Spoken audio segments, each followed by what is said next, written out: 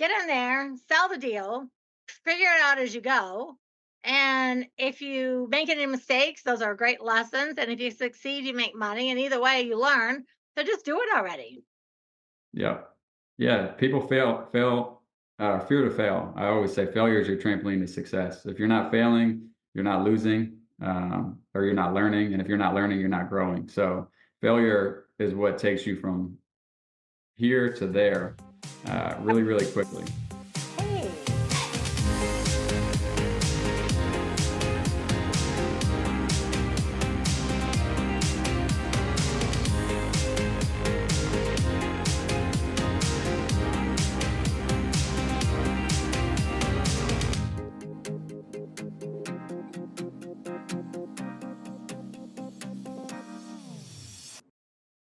Hey, everybody. Welcome to the most wonderful real estate podcast ever.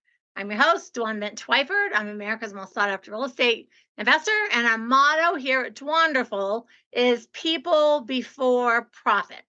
So if that's something that resonates with you and you're like, hey, I like that idea, then you're at the right place. This is your time. I've got such a great guest for you today.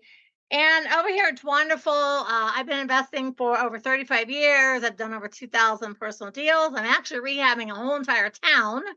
And we like to bring as many different topics for you to work for yourself, whether it be in real estate or entrepreneurship or just taking care of your mind, your body, your health, whatever it is. We cover all the gamuts over here at Dwanderful. So I have an awesome guest today. I have Rich Moyer. How are you today, honey? I'm doing well. How are you? Thanks for having me. I'm excited to have you on today. So we always have like just a quick toast. And so everyone at home that watches regularly knows that we do a quick toast. So cheers to you. Thank you for taking time out of your day to be on my show. Everyone at home, get your drink. Everybody take a deep breath. Ah, shake off whatever you got going on and just tune in with us and listen and have some fun with us. Okay, so what we like to do is we kind of just throw you right into the deep end. So I'd like you to give us just a very short description of what you do. And then we're going to backtrack and ask a bunch of questions and find out how you came to be Rich Moyer. Yeah. So, what's your In, deal? in short, I'm a serial entrepreneur that has turned PGA professional into a franchisor, an investor, and mentor. So I started my career in the golf industry and then started my first company at 26 years old. And now I'm a franchisor franchising across the US. Nice. Yeah, I saw that you started off as golf and then you've turned that into a franchise. So, what is your franchise about? Yeah, so Hoppen is the name of the franchise. We're a high-tech self-serve beer, wine, cocktail bar. Our slogan is beer, cocktails, and good vibes. And we've just kind of differentiated ourselves in the industry of the traditional old school type of bars or tap rooms or restaurants. And just a tech-driven, tech-forward, self-serve tap room where you can go in and pour your own drinks from a tenth of an ounce all the way to a full glass. And we also have full cocktail bars and host private events, corporate events, and corporate parties. Nice. Now, are these all over the country? Yeah, currently we have them in the Southeast, and we have franchises signed in Texas and Dallas, Fort Worth, and then Nashville, Tennessee as well. Well, my husband and I bought 20 buildings in Clinton, Iowa, and we're rehabbing these buildings. And as it turned out, we've been putting little businesses into them. And one of the buildings that we have, I'm like, this needs like a brewery or some kind of a drinking establishment. So maybe you'll open one up in Iowa and I'll be your first franchisee out there in Iowa. We're down if the right population and the demographics there. We would love to partner in Iowa. I know we've tried a couple times. I'm like, I tried to get the building rented to a brewery. Then someone bought another building, which is freaking beautiful, and opened this massive, beautiful brewery. They took a really old church, like a big stone giant church, turned it into this brewery. It's so beautiful. I'm like, no. And there's another little place that has just serves alcohol, like wine and alcohol flights, I think they're Right. called. And I'm like, no, we need something in one of our buildings. So I may have to talk to you about how to do that. So Love it. what did you do before? So you started when you were 26. Did you start into this franchising business at 26, or were you a golf pro? Yeah, I was a golf professional right out of high school. I got in the golf industry, became a PGA professional at 20, and did that until I was 22. And then I got into outside sales. Sales led me to, if I can sell, I can do anything. And I started my first company at 26 as in the construction industry. So I was basically a broker of services for big box stores, high rises, hotels, hospitals, and multifamily. And I grew that very rapidly and sold it for multi-millions 2 months into my fourth year of business. Nice. So you did multifamily, you did things like that. So what led you to like that area of real estate? Yeah, and the real estate, ever since I was young, I bought my first house at 20, always had people pay my mortgage, whether they were friends of mine renting a room or, when I left and moved into a new home that I kept that home and rented it. And then I got into commercial real estate and got out of residential. But the construction side was just more from a mentorship that I had. And there was just an opportunity in Charlotte, North Carolina, with the growth of the city. There was just an old school mentality in construction. And I just found that an easy way to get in was to be able to sell other services for Yep. people that couldn't sell it. And it just snowballed from there. Nice. And then so now that's a kind of a big jump from the PGA to doing some real estate to being in construction to being in multifamily to owning a uh hop and tap room. Yeah. Yeah. And So I've I mean also that's owned, to me that's a pretty big jump. yeah, kind of like, again, serial entrepreneur. So I have kind of a problem when ideas come, I just kind of make them into a reality, and some of the ideas have failed and have not been successful. But for the most part, my batting average is pretty good. And I also own 6 homemade ice cream shops with two of my best friends, and we're still expanding that. And a local media company here in Charlotte as well. And then a small construction company here in Charlotte. And my wife owns two bridal shops, one But here and you one in guys are the Miami. entrepreneurial family right there. Yeah, it runs in the blood. That's okay. And you know what? Hopefully your kids, all three of my kids are in real estate and they own rentals and commercial buildings and they still do other things like that's kind of like in their blood like that. So you got a nice little 5-month-old right there. So raise them up in that and you'll have a generational wealth full of little entrepreneurs. Yeah, we'll keep him on the real estate side. Less of a headache, I feel like, and more opportunity and more tax benefits. Yeah, unless they have like the serial entrepreneur mind, they're probably True. good and safe over on the real estate side of things. Yeah, But we got our kids, we got them like when they turned 18, 19, we got them into like getting rentals. And, it's like, hey, listen, you got to have some wealth behind you. And if you want to go off and travel the world or, go, I always tell my daughters, like, you guys want to go like roll in the flowers and, you know, they're those sort of like nomad type girls. It's like, do whatever you want, but you still got to have something going on the backside. So we got them all into investing. love it. Yeah, that's key. I mean, that's where a lot of my money was made after I sold my first company was in real estate, Yeah. Yeah. Yeah. Yeah. and I mean, I've and been doing it a forever, lot of 35 years. taxes. Yeah. Yeah, a lot of taxes I didn't have to pay because I invested in real estate. So this field you're in right now, was there something like specific that you said, "Hey, I really like this idea," or did it just opportunity showed up, or did you seek it out? Like, where was that? Like, I want to, because for having an owning franchises, that is a bigger step. You know, selling franchises. People buy them Yeah, all the time, but being the one that sells them and comes up with them and does all that, like, where was that jump? About how old were you? And you're like, I'm gonna do franchising.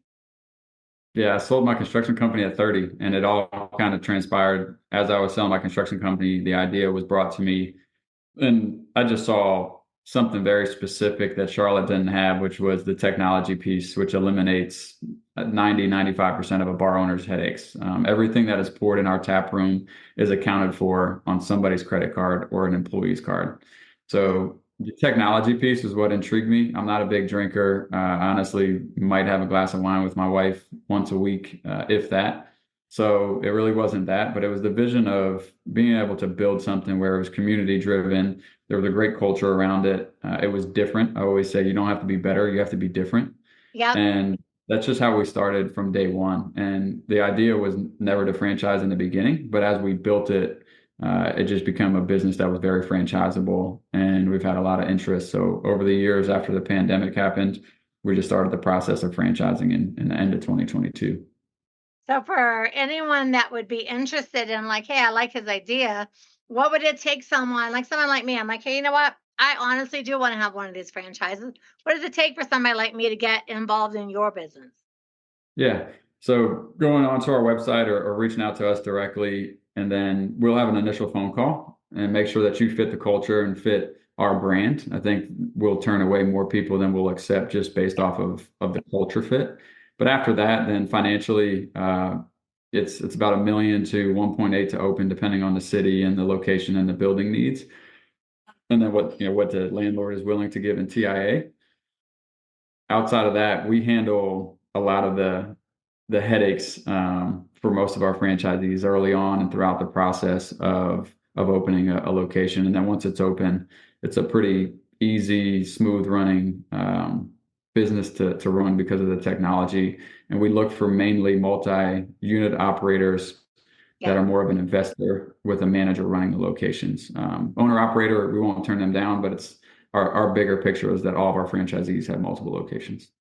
Oh, that's really nice though. And if someone's going to invest like that for the financial side of it, I would think they would want to have multiple locations opposed to like, I don't know, like a Subway and you have it, but you have to work at it and put in this many hours, you gotta do da da da. Like, I would never want to have a franchise like that.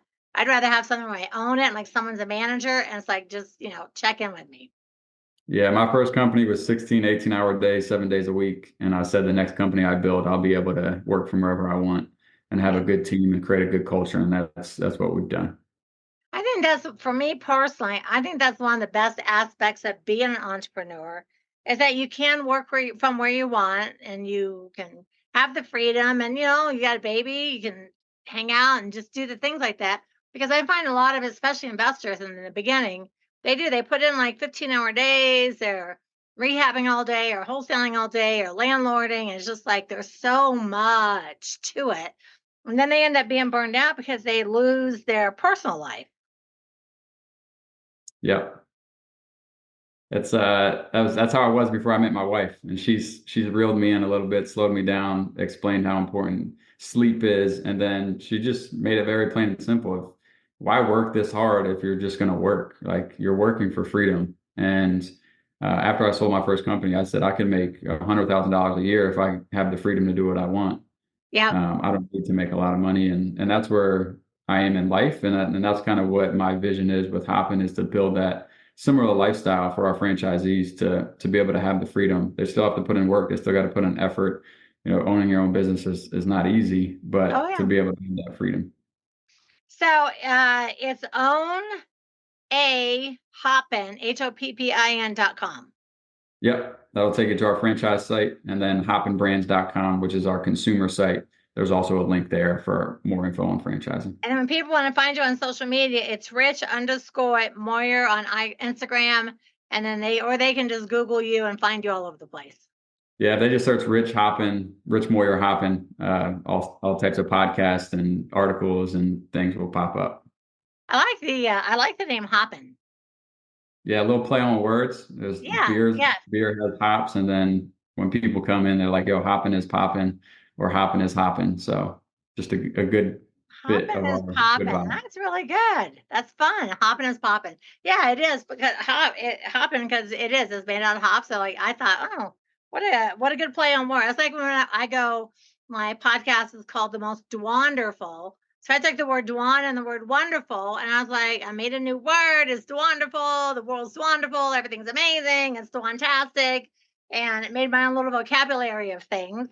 And I thought, well, that's fun. You can do a play on words, and I personally am a big fan of play on words. Yeah, yeah, I love it. I mean, it's wonderful is good vibes and good energy. Yeah, good vibes, good energy, good times, and also fun and educational. All right, so if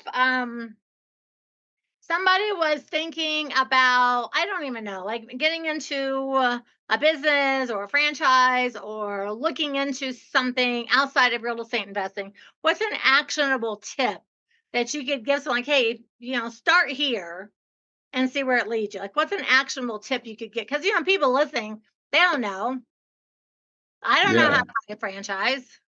Yeah. If you're looking for buying a franchise, that's a different kind of actionable tip. But if you're looking just to become more of an entrepreneurial spirit or buying your first property, the biggest thing is I've always mentor and I teach people is one, you got to believe that that's truly what you want to do, but two, you actually have to take action. There's a lot of people that will just talk about it for years. They're like, oh, I've always wanted to buy a house or I always wanted to buy a commercial property, and then they never do it. The easiest way to learn how to do something is go do it.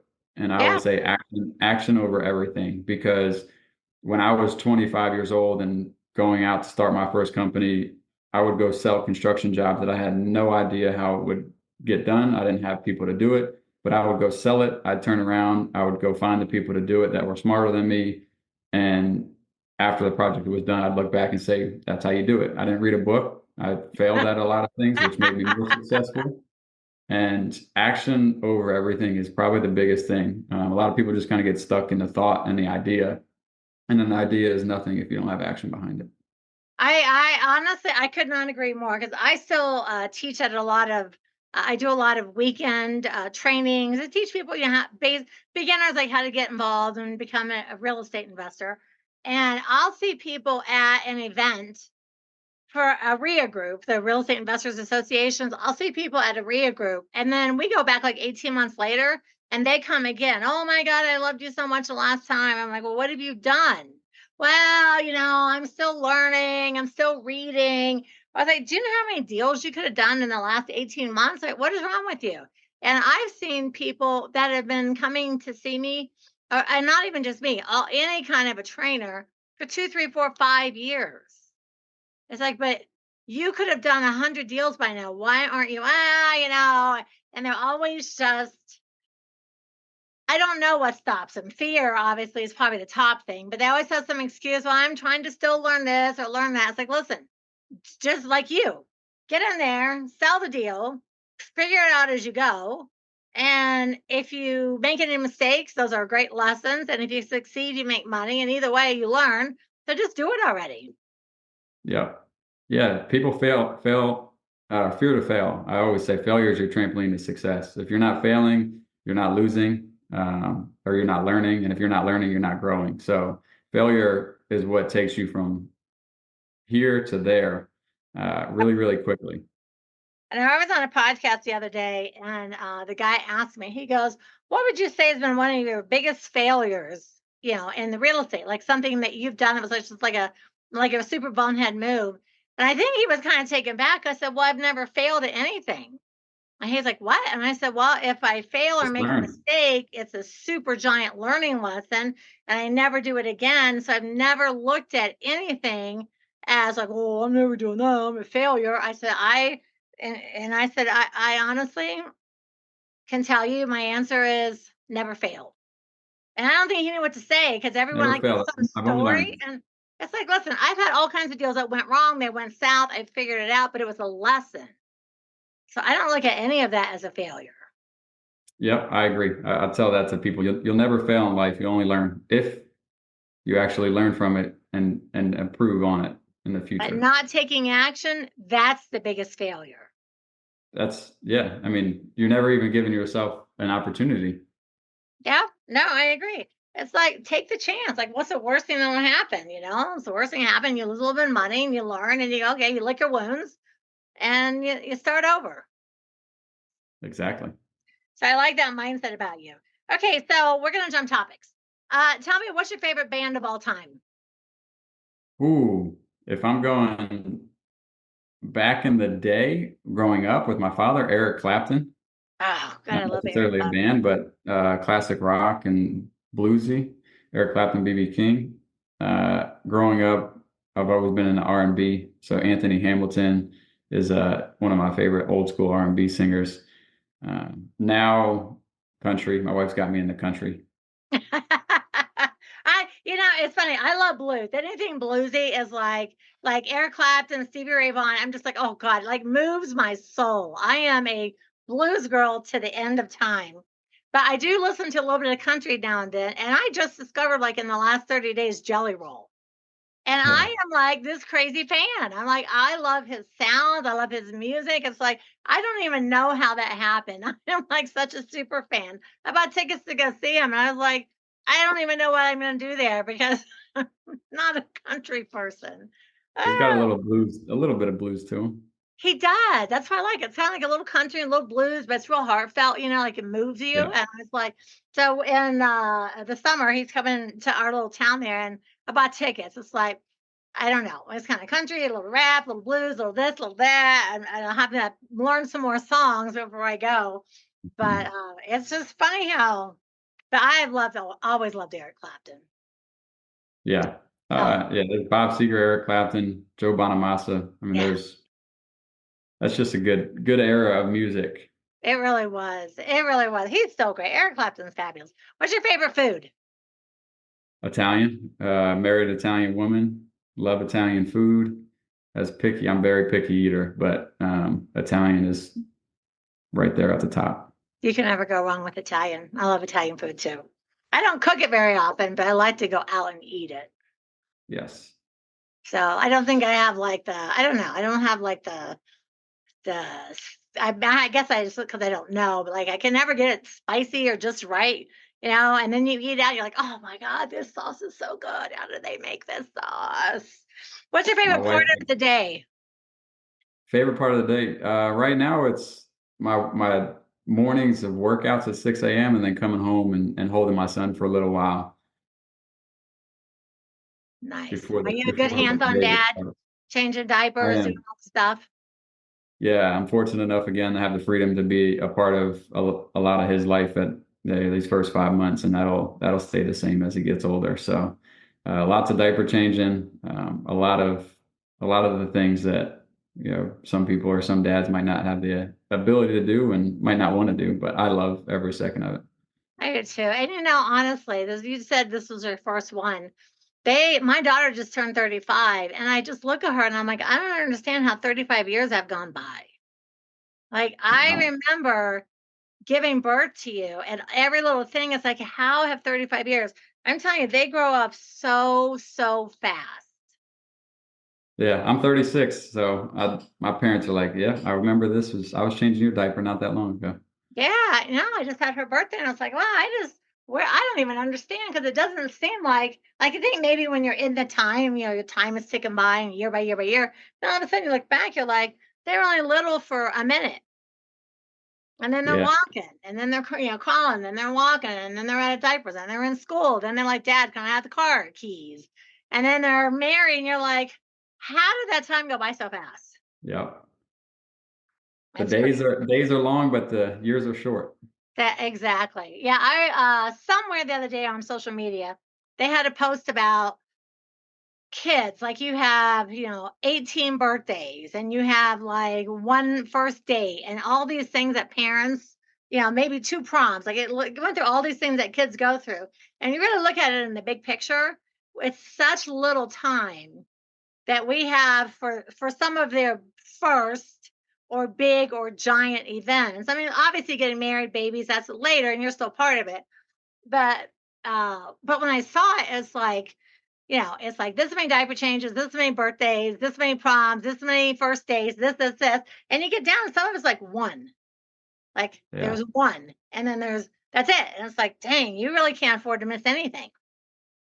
Yeah, my wife said to me the other day, she's like, "This just embrace these moments because this is the smallest he'll ever be I know today, it and is then today. tomorrow is the smallest he'll ever be tomorrow." And 6 months he'll be doing a little army crawling around the house. You're like, how did he get so big? Then he'll pull Yeah, himself up, and you'll go, oh my God, he stood up. Like, what happened to the time? Oh, it is. You're really I always enjoyed my daughter. I ended up being a single mom, really by accident. But I was like, I want to be that homeroom mom. I want to go to the field trips and be the homeroom and have the fun house and have the disco ball and have the sleepovers and all the stuff.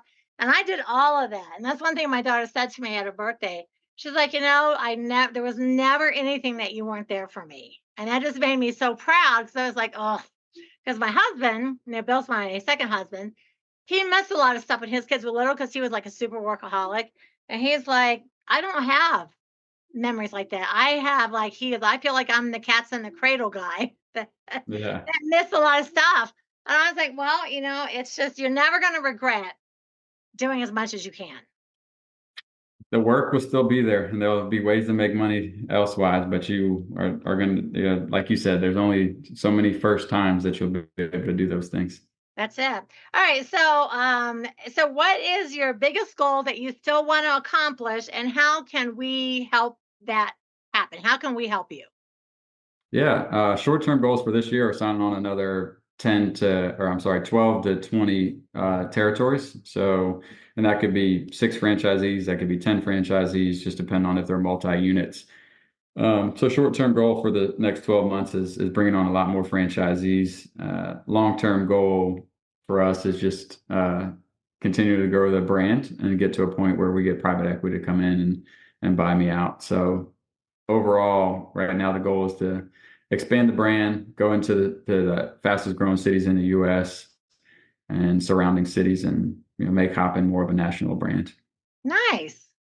Nice. Well, and how can we help you do that? Besides sharing your podcast, is there anything we can do on this end to help you reach your goal?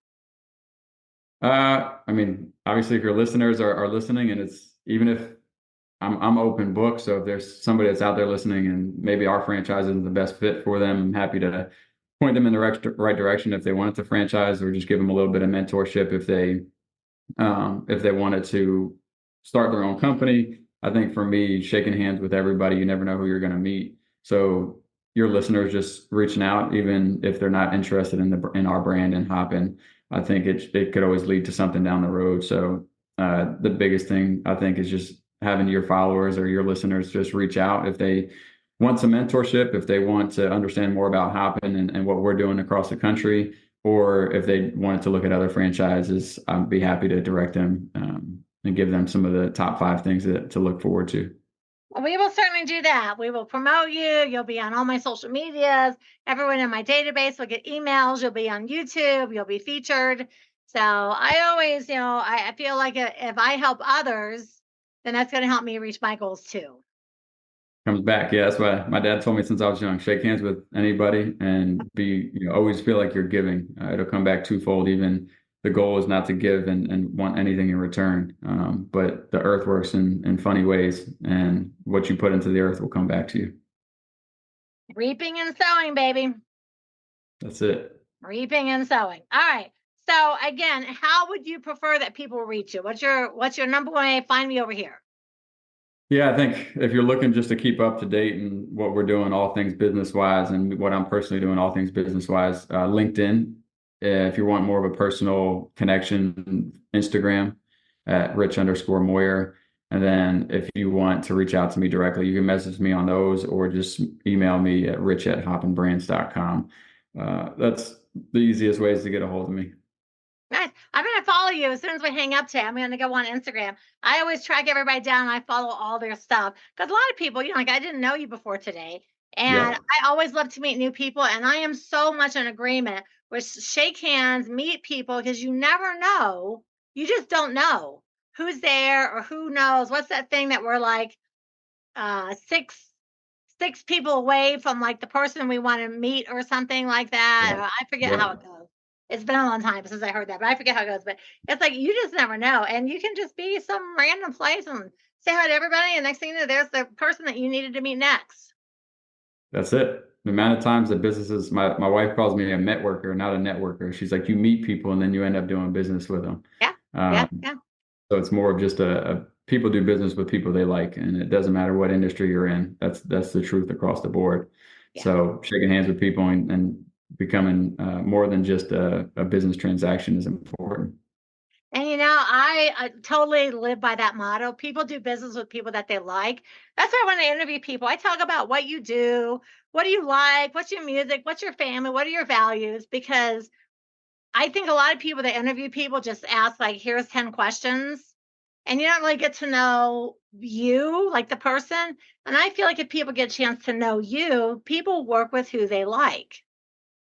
So I like to Yeah. expose more of like the personality and what are things you like and don't like and what do you do and give us some tips and how can we find you, because I feel like people will go, oh man, I love that guy. He loves Eric Clapton. Me too. And there you go. There's a connection. Yeah. Yeah. You attract the people that you want to attract. And Yeah. that's important. All right, so I have a couple more questions for you, but before we leave today, everyone, I want to tell you to go to Dwanderful, Dwanderful, Dwanderful.com and opt in. I have a free ebook for you, Flip Your Way to a Fortune. And I've got a couple free gifts over there. So go over there and like, subscribe, follow TikTok, Instagram, Facebook, LinkedIn, X, all the places. Just wonderful, super easy to remember. And also go check out Rich and go to his site, follow him on LinkedIn and Instagram. And, if you feel like there's something there, certainly reach out, ask questions, and spread the word. Also, I always like to ask everyone if you enjoyed today and you had fun, you learned something, you had a little giggle, anything, then I would like you to subscribe to my podcast. Also, leave a 5-star review. Subscribe over to YouTube and hit the little button for notifications. I have over 200 training videos, 250 training videos over there. And also, Rich will be on there under the top smartest and entrepreneurs in the whole world. So you'll be under the top category. And just stay in touch with all of us and let us help you do what it is that you want to do. So before we go, I always like to ask everyone to give us a parting word of wisdom, but I want it to just be one actual single word. A word. Perspective. Ooh, good word.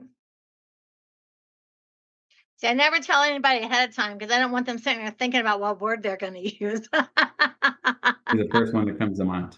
Yeah, and then whatever comes to mind first, that is your word. Okay, so perspective is our word for the week, everybody. And so, Rich, what we want to know is, what does perspective mean to you? Yeah, I mean, early on at a young age, my baby brother passed away from brain cancer. So it changed my perspective on life in multiple ways and in business. I was 7 years old and watching a 2-year-old fight the worst disease in the world in a hospital bed, and not really understanding what it is like to wake up in your own bed and be healthy and go do the things that you want, really put in life in perspective for me.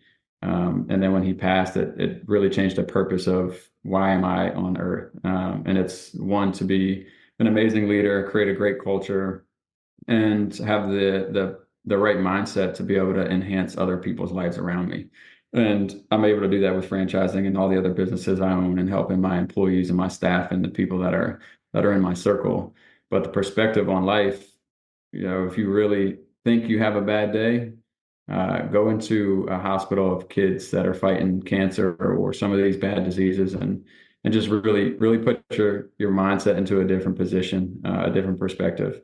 Watching a 2-year-old fight the worst disease in the world, you'll wake up with a different mindset, a different perspective in life. So that's kind of, he taught me more in 2.5 years than anybody's taught me in 36, and that will never change the older I get. I really love it. I'm sorry about the loss of your brother. That had to have been, I mean, for you too, but gosh darn for your parents. It's like, Mhm. that's every parent's worst nightmare, is Yeah, outliving any of their children. It for sure. truly is. And it does give you perspective. You're right. When you're around, yeah, my sister sadly passed away from breast cancer about a decade ago. And she was only 50. And I'm like, God, that's so young. In my opinion, and her kids, she had 14-year-old twins. And it was like, after that, I was like, you know what? People and things and events and stuff, like, there are things that are just so much more important. And your family and your values and your love and just all the stuff. And so that it changed the way I feel about a lot of things. Because I'm just like, Yeah. and I mean, it's been a decade. It's like, gosh, I still think about it all the time. It's like, golly.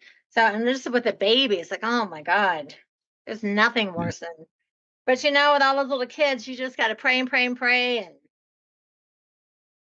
let God do the rest. So I love your idea of perspective. That's very sweet and it's extremely touching. So again, I want to thank you for being on here today. Everyone, check him out. Get on Instagram, go to ownahoppen.com and just stay involved. Again, opt in at Dwanderful.